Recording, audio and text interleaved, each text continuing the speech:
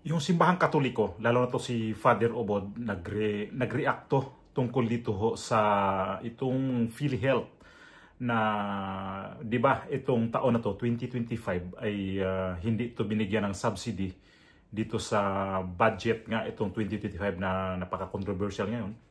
So ito yung dahilan kung bakit si Father Obod ito sa simbahang Katoliko ay nag-react dito sa mga ginagawa sa ating gobyerno ngayon kasi di ko alam pala ito siya pala ay grabing tulong sa mga mahihirap.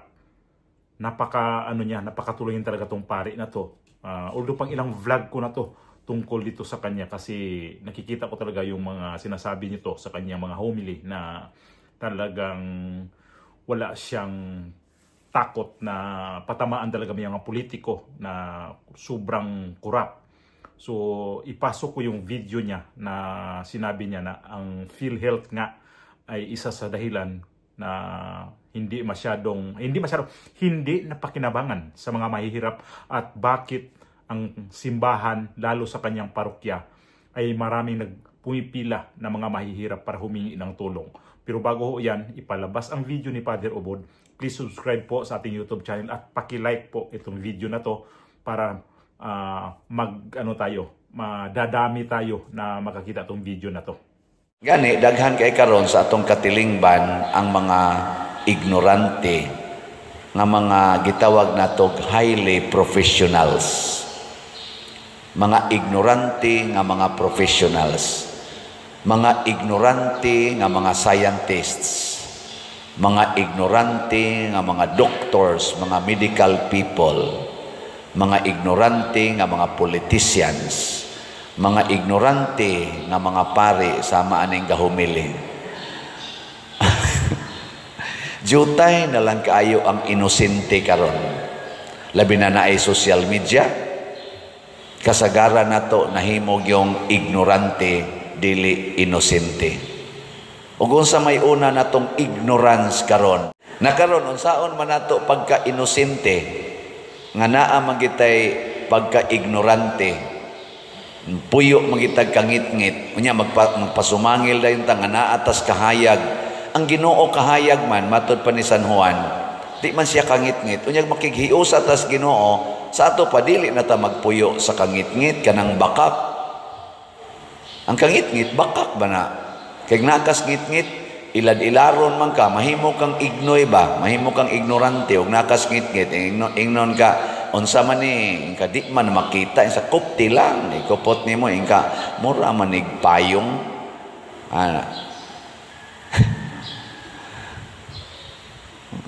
Oy di man na payong. Unsa man na siya?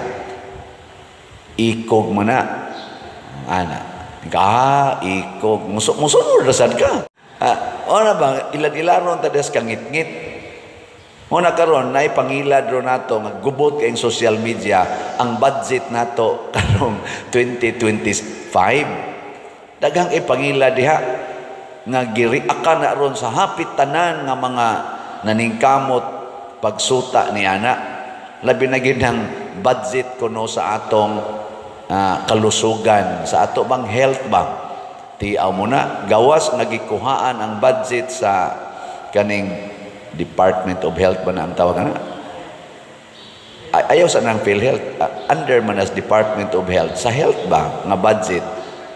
In general, gikuhaan. O niya, ikaduha, gisiro ang PhilHealth.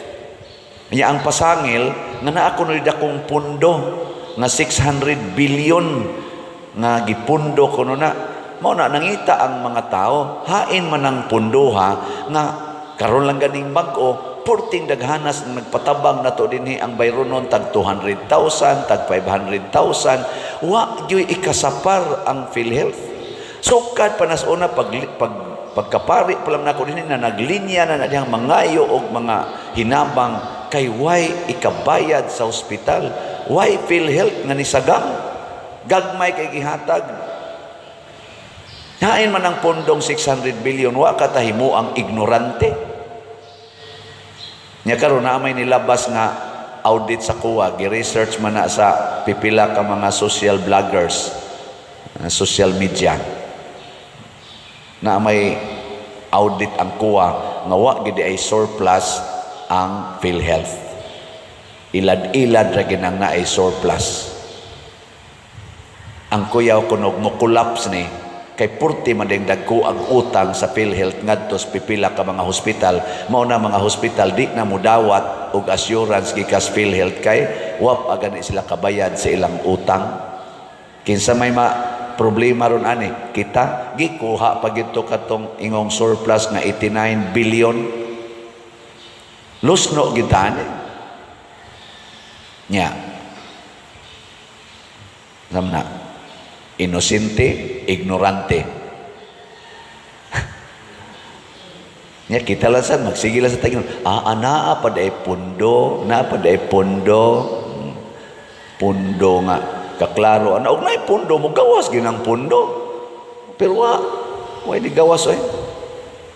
Nay kaduha karong giriakan ang kaning edukasyon. Dako kuno kayo, hapit mo 12 billion ang gikuha sa budget sa edukasyon compare last year. Gusto magani kuno unta nilang increasean karon ning ubos na hinuon. Karon unsa may mahitabuan ni ang ato mga bata di matagaan og maayong mga facilities for upgrading sa ilang edukasyon, mahimong mga ignorante. Dili inosente, ignorante. Gihimong ignorante sa atong mga ignorante sa nga mga nagkupot anang budget.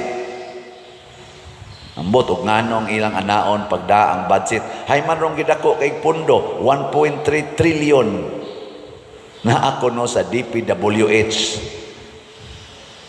infrastructures nga wa gyud gi-explain unsa roy mga flagship kuno nga infrastructure aning maong administrasyon. Gibutang lang kuno didto ambot tinuod ba nakadungog ra man sa ko ani ato lang sa ning ipasapasa ningon various infrastructure projects.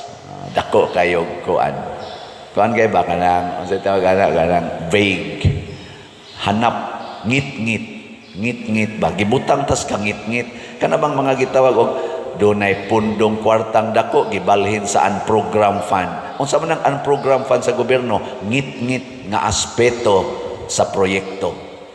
The dark side. Unprogram god. Sa ato pa bisag unsa lay imong programon release dayon, release nya bilyon ang gibutang dito ni ano'y klaro kayo ang sit up edukasyon og health gikuha og ang ikatulo kunong gikuhaan nga medyo nahiubos pud ani ang atong mga kaigsuonan nga na-involve diha ang sa atong national defense sa atong mga armed forces gikuhaan sad sa ato pa dili ma-upgrade ang atong mga defense huyang kay ta himuon lang tag ignorante sa laing mga nasod kay magsige lang tag sanong-sanong kay wa man tay atong depensa gihimo na tang ignorante. Inig-ingon butangan mo dihag mga basis sige kay huyang man mi mao ni atong treaty himuon sige kay huyang man mi ignorante. Nakakalungkot na sinabi niya to na maraming humihingi ng tulong sa simbahan. Although ang simbahan naman kasi depende naman yan sa lugar, depende pa rin yan sa mga tao na nagsisimba. Kung maraming tao nagsisimba at nagbibigay doon sa simbahan, mas malaki ang kanilang maibigay din sa nangangailangan sa kanila. So kung dito tayo sa mga barangay, mga bayan lang din na hindi masyadong mayaman na lugar, ang kanilang mga koleksyon din yan ay tama lang din siguro sa mga kanilang pangangailangan. Pero itong ibang mga simbahan kasi kagaya na sa mga malalaking lungsod, malalaking syudad, ay siguro sapat at sobra pa nga siguro ang kanilang makulikta dahil sa daming tao na nagsisimba at daming nagbibigay kahit pabarya-barya. At least mayroon sila makukuha niyang tulong. Pero itong si Father Ubod, ang nakukuha niya mga tulong, mga sulisit niyang ibang kailangan niya, itinutulong niya sa kapwa tao, sa mga mahihirap. So, hindi maiwasan na itong pari na to ay masama ang loob sa hindi pagbigay ng magandang maganda doon sa subsidy sa PhilHealth, lalo diyan sa mga health system sa atin nga kasi ang pangit naman talaga. So alam nyo ba kung sino talaga ang nagpahirap dito sa PhilHealth? Na ipalabas ko na to, pero ibalik ko na to ngayon kasi ito yung mga tao na to na mga sobrang gahaman, sobrang nagpapahirap sa mga mahihirap. Ito yun sila na hindi, dahilan na hindi binigyan ng ang PhilHealth ng subsidy. Pasok ulit ang video nito na maibalita nyo, makita nyo. Niratipikahan na kagabi ng Senado at Kamara ang panukalang 6.352 trillion pesos 2025 national budget ang napagkasunduan nilang bersyon ng Kamara. Pero may mga senador na tutol sa desisyong gawing zero ang subsidy ng PhilHealth sa susunod na taon. Dapat po ang pondo ng PhilHealth ay para sa health, kaya nga po PhilHealth. Lessons learned, dapat tayo sa pandemya, we should invest more in health. Subsidy from the national government may still be needed to implement necessary reforms and improvements in its benefit packages. Huwag naman zero budget. Sa huli, ang mga mahihirap na pasyente na naman ang kawawa dyan. Tugon ni Senador Grace Poe, ang chairman ng Senate Committee on Finance, may sapat pang reserbang pondo ang PhilHealth. We believe that the 600 billion of PhilHealth is for them to be able to utilize. They are not definitely destitute. They have the funding for it. And if they also show their capability to utilize those funds, next year, definitely it will be a different scenario once we evaluate the progress that they have made. Giit din ni Senate President Cheese Escudero. Sa ngayon, 600 bilyon muli yun. Dadagdagan pa natin uli ng 74 para sa hindi naman dinadagdagan yung benepisyo. Sa totoo lang, nasa charter ng PhilHealth na pwede nilang gastusin ang kanilang pondo para sa coverage, universal coverage ng PhilHealth. Hinihingan pa namin ng reaksyon ng PhilHealth kaugnay nito. Kung may mga nabawasan, kwestiyon naman ni Senador Coco Pimentel ang pagtaas ng pondo ng Kongreso pagkatapos dumaan sa Bicameral Conference Committee. May dagdag na 1 billion pesos sa budget ng Senado habang 17.3 billion sa Kamara. Mas malaki pa sa orihinal na nakalaang 16.3 billion. Bakit hindi na lang linabas natin sa plenary at tiniskas? Bakit kailangan sa Bicam pa mangyayari ito, Mr. President, na halos lumampas pa sa doble ang budget ng isang chamber. But we have to be transparent. Sabi ng Senate President, hindi perpekto ang budget pero napakarami kasing dapat pondohan sa napakaliit na espasyo. May nagalit, may napangiti. Subalit maging ganun pa man, ang trabaho ng Kongreso ay pumili sa pagitan ng mga bagay. Nakita niyo kung sino lang yung humarang doon? Ito lang si Bongo. So ito si Bongo, kakandidato ng senador ngayon. Suportaan to natin. Dahil ito yung kanyang malasakit center, ay nabalitaan ko rito na hindi na rin binigyan ng pundo. Hindi binigyan na rin ng sa mga hospital. Wala na rin siyang saysay yung mga malasakit center na imbis na para sa mga mahihirap to. Pero mayroong sinasabi dito si Guanzon na pati pala malasakit, wala na rin pundo. Pakita ko na yung picture ni Guanzon. Ayun. So, ito, yung mga tao na yun, Cheese Escudero, Grace Poe, ayan yung nagpapahirap sa mga mahihirap. Gawa sa kanila ay hindi binigyan ng subsidy. Itong PhilHealth. So, natural si Father Ubod, masama ang loob dahil kung binigyan man lang o maayos ang pagbigay ng itong mga sa PhilHealth, hindi naman sana aabot sa ganun na ang mga tao pipila pa sa mga simbahan. Kung sino hingian nila yung mga tulong. Tapos ang mga tao nito na may ito kasi sila may pangbayad eh. Wala silang pakialam. Wala silang pakialam yan. Grace Poe, ito sila ni ito lang ni Escudero. Kahit sa hospital sila, hindi sila umaasa sa PhilHealth. May pira sila, may pangbayad sila eh. Kagaya sa atin ngayon, na pag wala tayong pangbayad, kulang ang ating pangbayad, saan tayo pupunta? Yung iba nga yan, pumupunta sa mga politiko, humingi ng promissory note. Pahirapan pa. Pahirapan pa yan na makakuha kayo ng promissory note.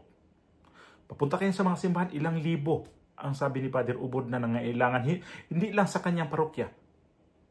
Ilang libo ang mga taong humihingi ng tulong sa mga simbahan para magpatulong lang na pangpalibing, pangkabaong, panghospital, ganun kahirap sa atin. Pero ang mga tao nito hindi nakakaintindi, galit pa dito sa pari na to. Kayo kasi may pera, huwag kayong magalit kung ang tinutukoy nito ay ang gobyerno natin na pabaya. Mahirap lang kasi ang bansa natin dapat ayusin. Lalo na dito sa healthcare system. Dahil itong healthcare system natin ay naku po, ang hirap talaga. Hindi natin maasahan talaga ang healthcare system sa Pilipinas.